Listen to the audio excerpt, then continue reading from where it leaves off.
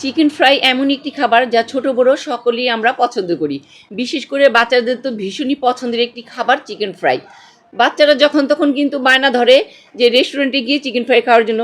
সব সময় তো আর রেস্টুরেন্টে গিয়ে চিকেন ফ্রাই খাওয়ানো সম্ভব হয় না।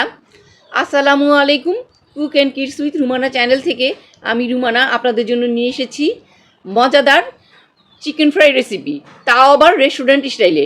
এই রেসিপিতে আপনারা যদি চিকেন ফ্রাই বানান তাহলে রেস্টুরেন্টে যাবার প্রয়োজনই হবে না আশা করছি। তো রেসিপিটি দেখে নেওয়া যাক। চিকেন ফ্রাইয়ের জন্য আমি নিয়ে নিয়েছি 9 পিস লেগ। এখানে লেগ পিসগুলোই আমি নিয়ে নিয়েছি আর ভালোভাবে ধুয়ে পানিটা ঝরিয়ে একদম দেখুন হাড় পর্যন্ত আমি চিড়ে নিয়েছি। প্রত্যেকটা পিসে আমি এইভাবে চিড়ে নিয়েছি, এতে করে মশলা সুন্দরভাবে ঢুকবে। 2 টেবিল চামচ দিয়ে দিচ্ছি আদা রসুন বাটা। এক স্লাইস লেবু আমি চিপে রসটা দিয়ে দিচ্ছি, বড় সাইজেরই লেবু দিয়েছি যেহেতু এখানে লেগ পিস আছে 9টি, সেজন্য দিয়ে দিলাম লেবুর রস। আর সেই সাথে দিয়ে দিচ্ছি 1 চা চামচ মরিচের গুঁড়া, 1 চা চামচ জিরার গুঁড়া, 1 চা চামচ গরম মশলার গুঁড়া, 1 চা চামচ ধনিয়া গুঁড়া। আরও যাবে হাফ চা চামচ কালো গোলমরিচের গুঁড়া, হাফ চা চামচ সাদা গোলমরিচের গুঁড়া। সয়া সস দিয়ে দিচ্ছি 1 টেবিল চামচ। আরও দিব ওয়েস্টার সস। ওয়েস্টার সসটা যদি না থাকে তাহলে আপনারা দিবেন না। এখানে আমি 1 টেবিল চামচ ওয়েস্টার সস দিয়ে দিচ্ছি, না দিলেও চলবে, যেহেতু রেস্টুরেন্ট স্টাইলে বানাচ্ছি সেজন্য আমি ওয়েস্টার সসটা দিয়ে দিলাম।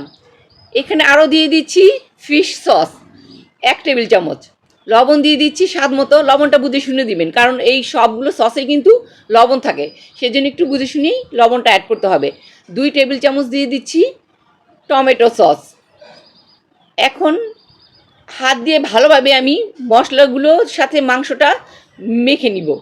মশলাটা যাতে ভালোভাবে ঢুকে সেজন্য এই দিকটা খেয়াল করতে হবে এবং সুন্দরভাবে এই কাজটা করতে হবে, যাতে মশলাগুলো প্রতিটা মাংসটা যেভাবে চিড়ে দিয়েছি প্রত্যেকটা লেয়ারে যেন মশলাটা ঢুকে, তাহলে কিন্তু চিকেন ফ্রাইটা খেতে ভালো লাগবে। এর মধ্যে আমি দিব একটি ডিম। এখানে মুরগির ডিম দিচ্ছি, আপনারা ইচ্ছা করলে কিন্তু হাঁসের ডিমটাও দিতে পারেন। এখন এই ডিমটা দিয়ে আমি আবারও ভালোভাবে মাংসটাকে মেখে নিব। আর আমি কিন্তু আজকে এই ভিডিওতে আপনাদের ফ্রোজেন পদ্ধতিটা দেখিয়ে দিব। ভিডিও যারা দেখছেন তারা যদি লাইক দিতে ভুলে যান তাহলে একটি লাইক অবশ্যই দিয়ে দিবেন। এখন আপনাদের ফ্রোজেন পদ্ধতিটা দেখিয়ে দিচ্ছি। আমি সবগুলো ফ্রাই করব না, 4 পিস আমি তুলে রাখবো।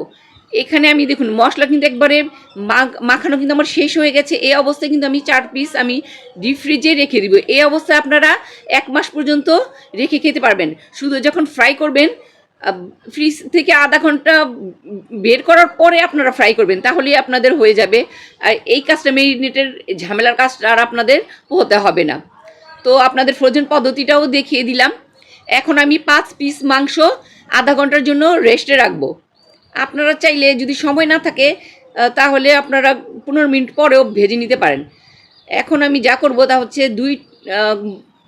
মেজারমেন্টের 2 কাপ আমি নিয়ে নিয়েছি ময়দা, আর 4 টেবিল চামচ দিয়ে দিচ্ছি কর্নফ্লাওয়ার। ভরে ভরে 4 টেবিল চামচ উঁচু করে আমি দিয়ে দিচ্ছি কর্নফ্লাওয়ার। আর সেই সাথে এর মধ্যে দিব মরিচের গুঁড়া হাফ চা চামচ, লাল মরিচের গুঁড়া দিয়ে দিলাম হাফ চা চামচ, আর সামান্য দিয়ে দিচ্ছি কালো গোলমরিচের গুঁড়া, আর সামান্য একটু লবণ দিলাম। আর এইভাবে সব কিছু দেওয়া শেষ হয়ে গেলে এখন সবগুলো উপকরণ একসাথে মেখে নিব। সুন্দরভাবে আমি মেখে নিচ্ছি সব উপকরণ এখন মাখা শেষ হয়ে গেছে। এখন আমি চিকেনটাকে কোট করে নিব।